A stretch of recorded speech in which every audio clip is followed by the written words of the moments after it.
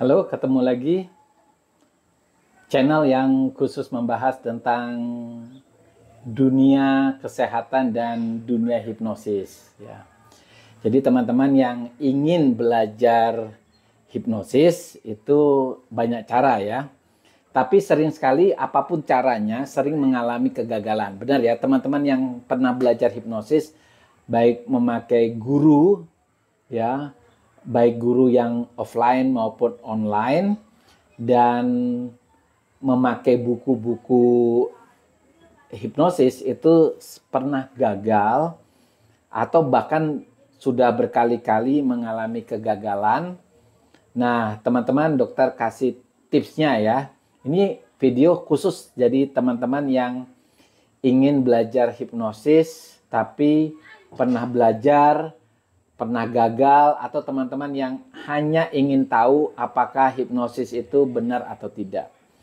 Jadi hipnosis itu kalau kita definisikan itu adalah diterimanya sugesti tanpa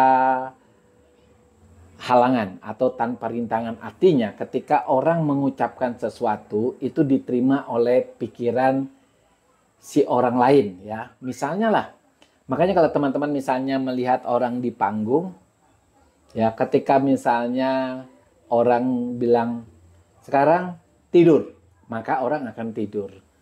Ketika dibilang coba lihat di depanmu adalah gadis yang cantik banget, padahal tidak ada, tetapi yang dilihat gadisnya. Nah, itu kita katakan dia terhipnotis karena sugesti yang dikeluarkan oleh si penghipnotis itu masuk ke pikirannya tanpa dihalangi oleh pikiran sadarnya. Nah, sebenarnya teman-teman yang ingin belajar harus tahu dulu ya tahapan-tahapan hipnosis, kemudian fungsi pikiran sadar dan bawah sadar, gelombang pikiran, supaya teman-teman tidak lagi mengalami kegagalan dalam proses hipnosisnya. Jadi kita mulai dengan ini dulu ya, gelombang pikiran, kemudian pikirannya, kemudian tahapan-tahapan hipnosis. Jadi mungkin makan waktu sekitar 20 menit. Teman-teman ikuti dari awal sampai akhir, jangan di skip ya. Nah, gelombang pikiran manusia itu dibagi menjadi 4. Gelombang beta. Nah, kapan sih orang mengalami gelombang beta? Orang yang dia melakukan pekerjaan 2 atau 3 pekerjaan sekaligus. Misalnya, teman-teman kalau makan misalnya super mie sambil berbicara dengan teman-teman. Nah, teman-teman itu berarti berada di gelombang beta. Atau teman-teman lagi mengerjakan pekerjaan seperti tugas, mengetik gitu ya sambil mengikuti acara rapat. Nah, itu juga adalah gelombang beta. Nah, gelombang yang lebih di bawahnya itu adalah gelombang alfa. Nah, gelombang alfa itu biasanya terjadi pada saat orang lagi istirahat, lagi rileks, misalnya jam istirahat siang. Nah, itu gelombang pikiran kita secara otomatis biasanya turun di gelombang alfa. Nah, turun lagi di bawahnya gelombang theta. Nah, gelombang theta ini badan kita lebih rileks. Contohnya apa? Gelombang theta ini orang yang ngelamun. Melamun itu adalah gelombang theta ya. Bahkan ketika kita ajak bicara pun dia tidak menyaut ya, karena dia hidup lagi dengan dunianya. Kemudian orang yang lagi sedang tidur ya, kalau kita gerakan dia masih bisa bangun. Nah, itu juga di gelombang theta ya. Kemudian lebih rendah lagi gelombang delta. Nah, gelombang delta ini biasanya gelombang yang tidak bisa dibangunkan. Ini kalau orang tidur pulas dia di gelombang delta. Orang kalau mau dihipnotis dia harus berada di gelombang alfa dan theta ya. Jadi apapun tindakan kita ya, kalau kita sengaja menurunkan gelombang pikirannya seseorang ke gelombang alfa dan theta, maka pada saat orang berada di gelombang alfa dan theta itulah orang bisa dihipnosis. Jadi kalau teman-teman misalnya melihat di panggung hiburan, ketika orang dibilang tidur hanya gara-gara dia berada di pentas ya. Jadi kalau teman-teman melihat misalnya ada pertunjukan massal, Lalu si penghipnotis itu menyuruh siapa saja yang mau dihipnotis itu maju ke atas panggung. Nah, teman-teman yang maju ke atas panggung itu adalah teman-teman yang sebenarnya gelombang pikirannya sudah turun di gelombang alfa dan theta. Artinya teman-teman sudah mengalami yang namanya kondisi trans, kondisi relax. Sehingga ketika teman-teman di atas panggung, si penghipnotis hanya menanyakan teman-teman punya nama saja, misalnya namanya siapa gitu ya. Ketika teman-teman menyebut, anggap aja namanya Amir ya. Amir. Sekali lagi, Amir. Oke, sekali lagi langsung si penghipnotis bilang tidur, maka si kliennya itu pasti akan tertidur. Karena apa? Karena sugestinya itu langsung masuk ke pikiran alam bawah sadarnya. Nah, sekarang kalau kita berbicara soal pikiran manusia itu dibagi dua ya, pikiran sadar dan bawah sadar.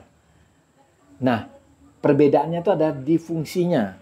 Kadang kita menyebutnya otak kanan dan otak kiri ya. Jadi pikiran bawah sadar itu kita sebut dengan otak kanan, pikiran sadar kita sebut otak kiri. Nah, fungsi daripada pikiran sadar itu pertama adalah daya ingat kita, daya ingat yang penting-penting saja. Sehingga kalau teman misalnya ditanya nomor HP-nya teman-teman berapa? Teman-teman pasti dengan refleks menyebut tanggal lahirnya teman-teman berapa. Nah, teman-teman bisa menyebut karena nomor HP dan tanggal lahir teman-teman adalah tanggal yang penting. Nomor yang penting sehingga teman-teman harus mengingatnya. Ya. Itu fungsi pikiran sadar teman-teman. Yang kedua adalah logika dan analisa teman-teman.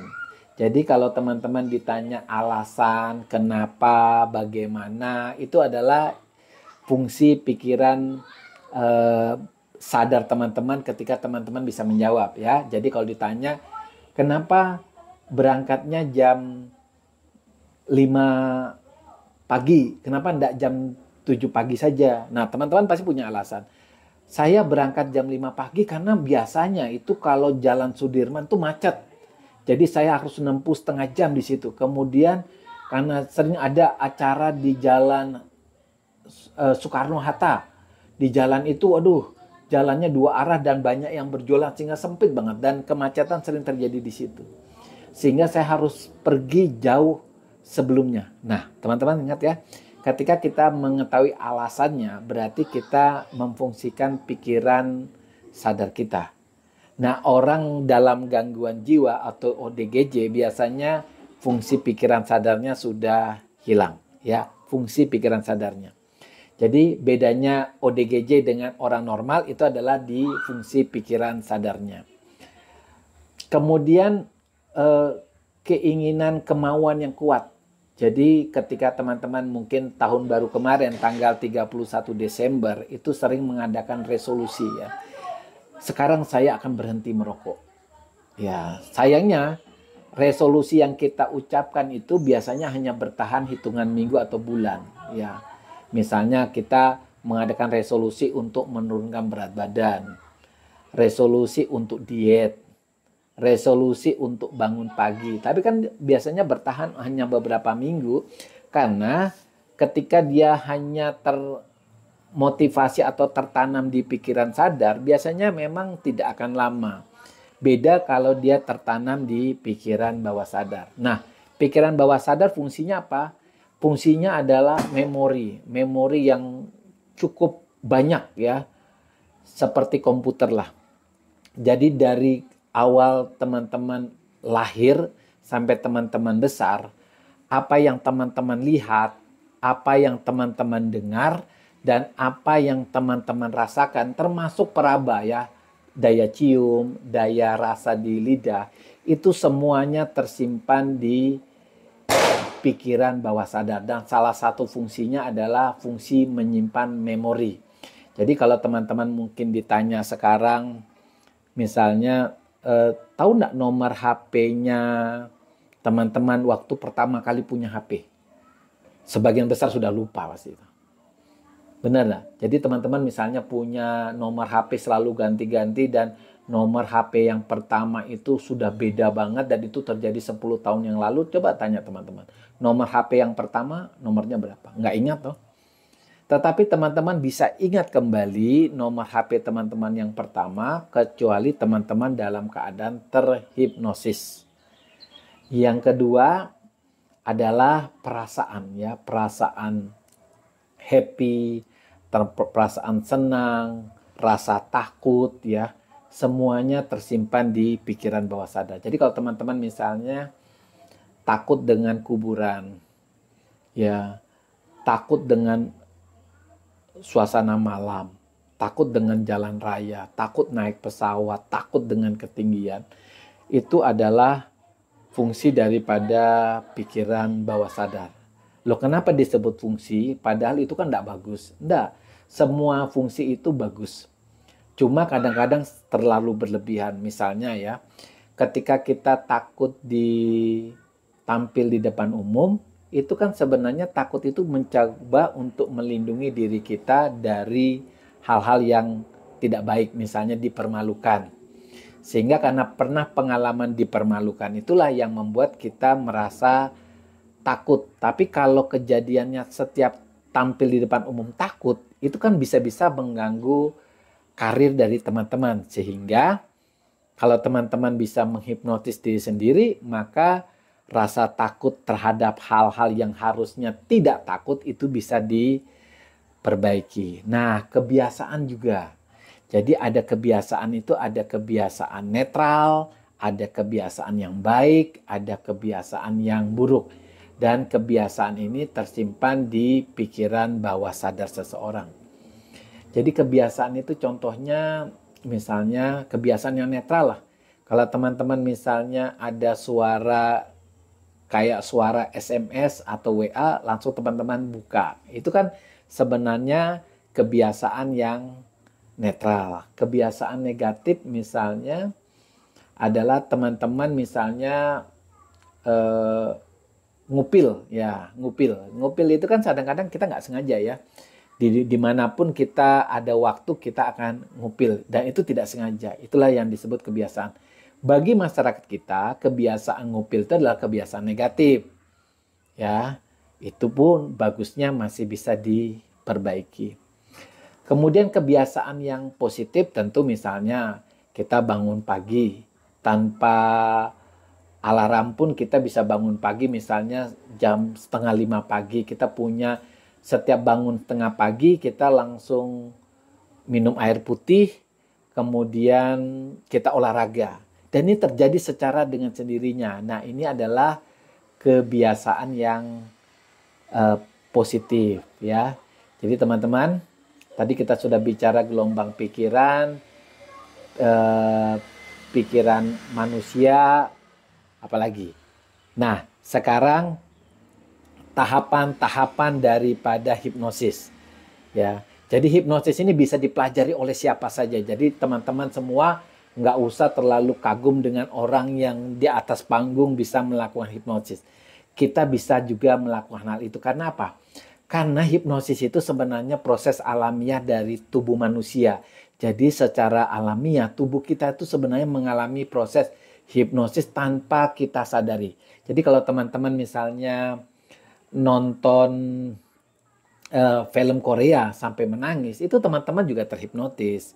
Ketika teman-teman menonton film laga sampai terdiam, sampai jantung terbunuh duk-duk-duk gitu ya, itu juga teman-teman lagi terhipnosis. Nah, sekarang kita mau buat bagaimana teman-teman bisa memiliki kemampuan untuk menghipnosis. Jadi tahapan-tahapannya seperti ini. Pertama, tahapan yang disebut preinduksi. Di preinduksi ini adalah perkenalan. Jadi intinya bagaimana teman-teman bisa membuat orang lain itu believe pada teman-teman.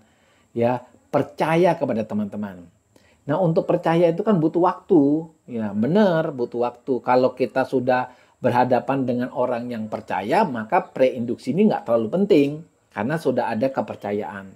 Seperti misalnya, orang tua kepada anak. Itu nggak perlu preinduksinya banyak-banyak. Bahkan nggak perlu preinduksi karena kepercayaannya udah dapat. guru kepada muridnya nggak perlu preinduksi lama-lama, ya. Tapi intinya preinduksi ini memakan keberhasilan sampai 70%. Kalau preinduksinya bagus, maka hipnosisnya akan sukses.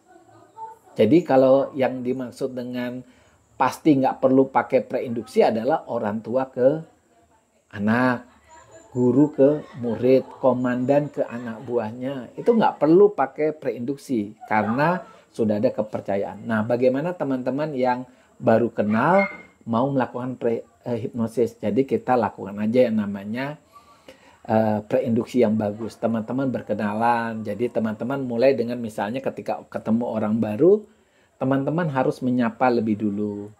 Ya, senyum gitu ya. Lalu melakukan yang namanya teknik ya. Biasanya di teknik hipnosis itu ada dua teknik. Ada teknik pacing ya, ada teknik mirroring. Jadi kalau teknik pacing, teman-teman harus cari tahu ini orang ini hobinya apa. Atau kesukaannya apa, kepribadiannya apa.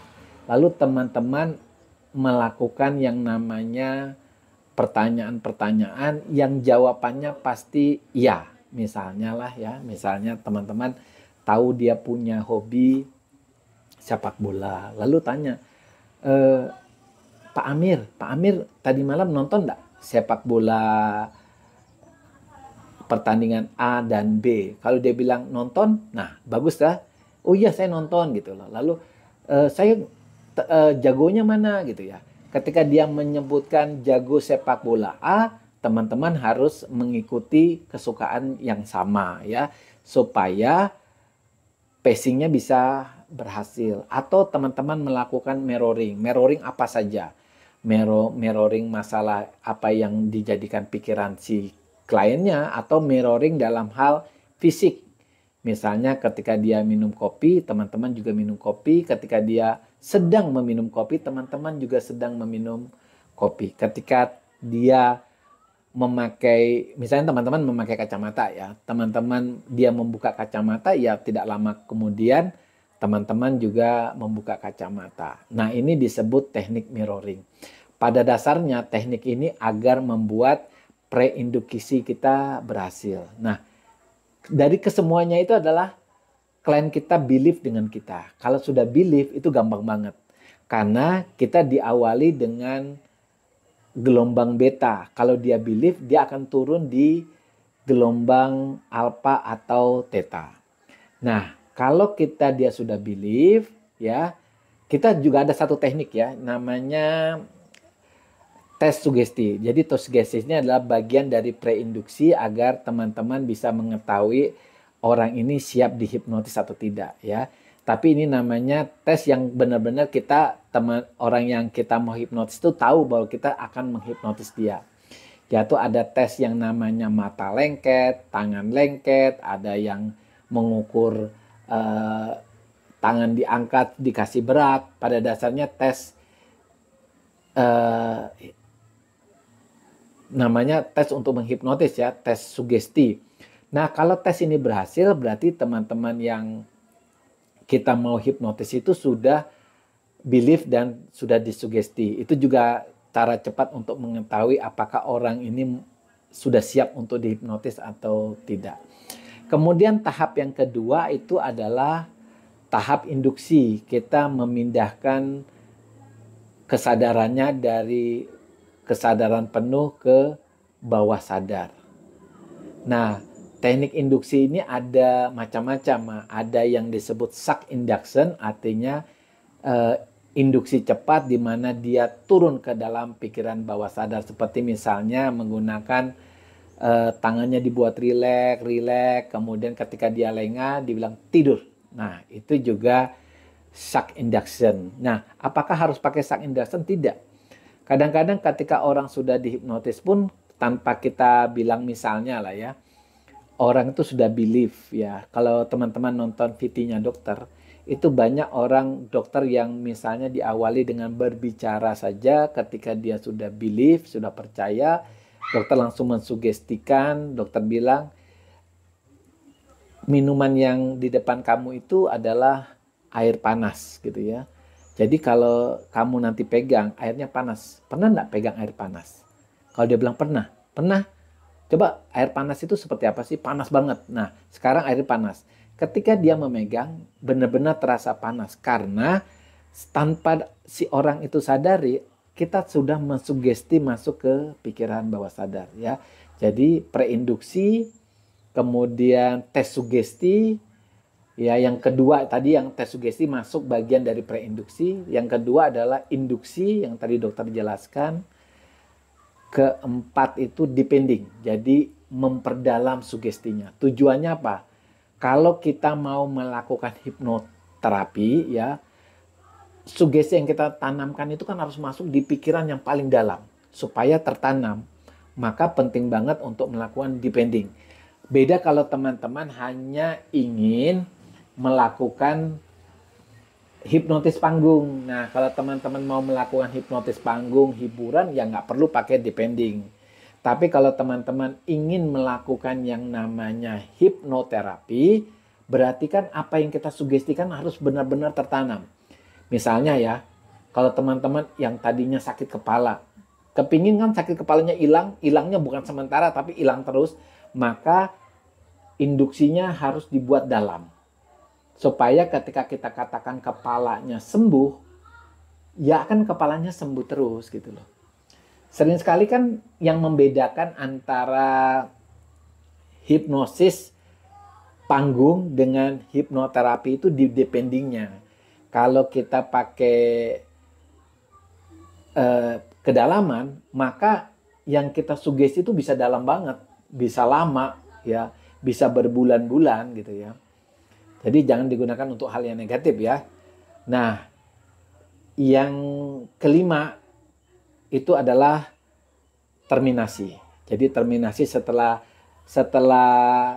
kedalaman, oke, bukan terminasi ya.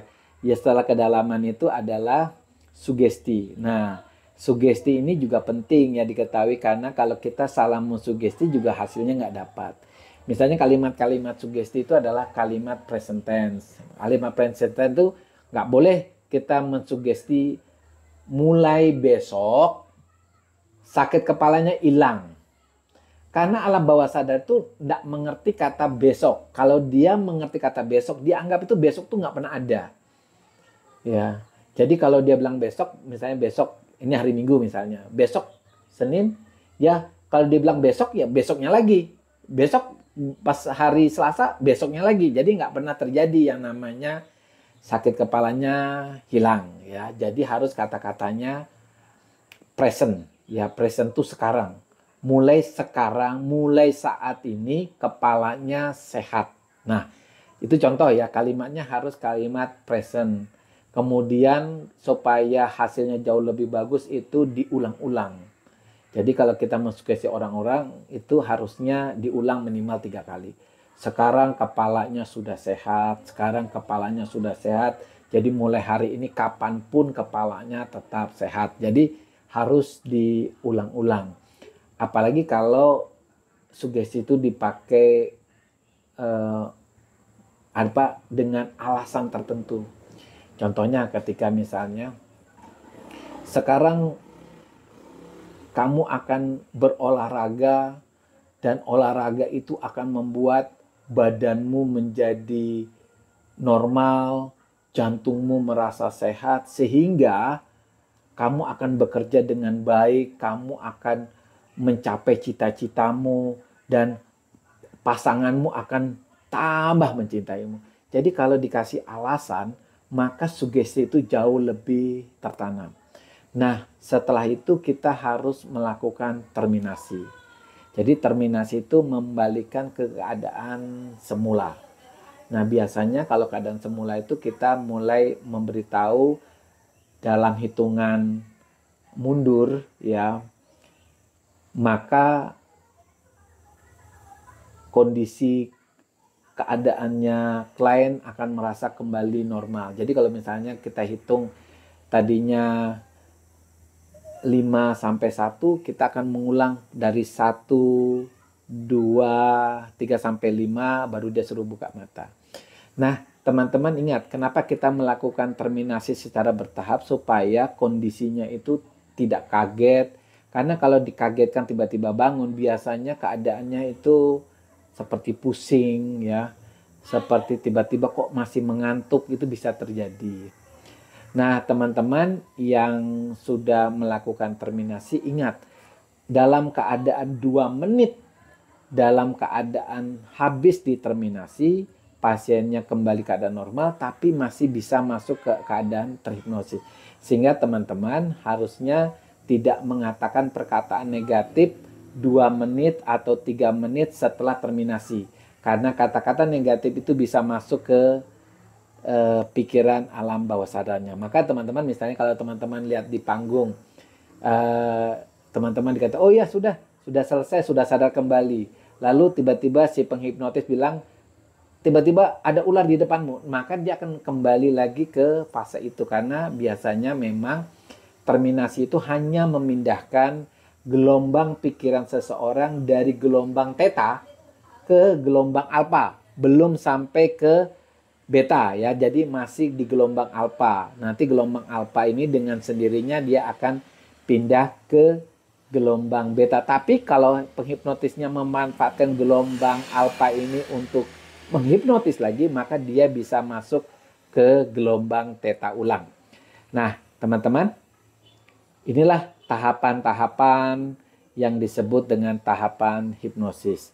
Nah, teman-teman kalau belajar hipnosis, jangan hanya berpikir untuk supaya saya bisa ngerjain orang lain, supaya saya bisa membuat orang lain itu terkagum-kagum dengan saya, tapi hipnosis itu bisa dimanfaatkan buat diri teman-teman dan orang lain. Buat pengobatan bisa. Buat orang suami istri makin saling mencintai bisa. Buat teman-teman punya anak, anaknya lebih rajin belajar juga bisa. Buat teman-teman punya anak lebih fokus, lebih konsentrasi, agar teman-teman bisa memiliki pandangan yang positif kepada orang lain, tidak lagi jadi iri hati gitu ya. Semuanya bisa. Yang penting teman-teman bisa tahu bahwa hipnotis itu bukan sesuatu yang gaib, itu bisa dipelajari bahkan secara alamiah tanpa sengaja. Sebenarnya hipnosis itu sudah terjadi. Oke teman-teman, waktunya hampir 30 menit ya. Nanti dokter lakukan lagi pembelajaran yang lain. Jadi ini belajar hipnosis khusus teman-teman yang pernah belajar gagal atau teman-teman yang hanya ingin tahu hipnosis itu apa. Oke, tetap semangat.